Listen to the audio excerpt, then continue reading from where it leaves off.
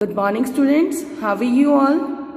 I hope you all are fine. I am Nathika, your SST teacher on the behalf of Paramount Public School.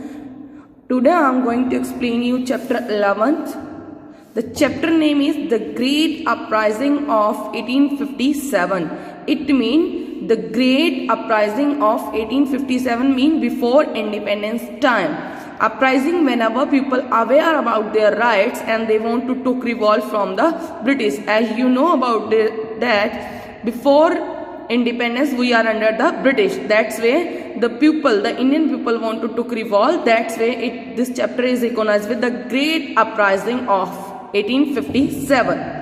In the previous chapter, as you know about that, you learnt about political, economic and social policies followed by the British government in India.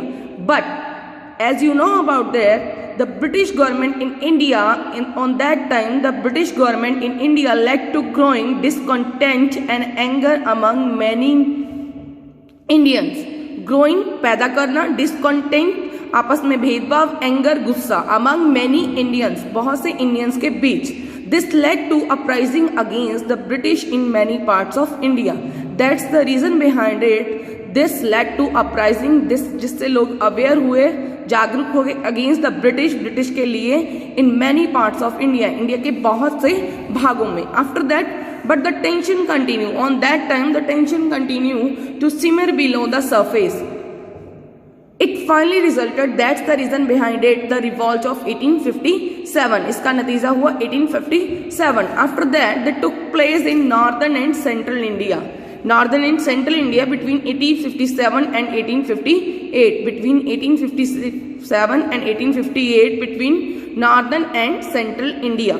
After that, the revolt was charted by the sepoys. Sepoys means soldiers, sipahi, as Indian soldiers in the British army were called.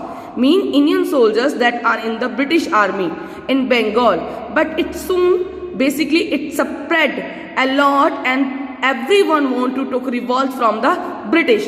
The impact of the revolt was very widespread. ये बहुत ज़्यादा फैला. It is also referred to the Great Uprising of 1857. That's why it is recognized with Great Uprising of 1857.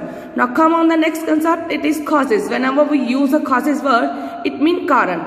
Causes of the revolt of 1857. There are many causes of the revolt 1857. They are grouped in economic cause, political cause,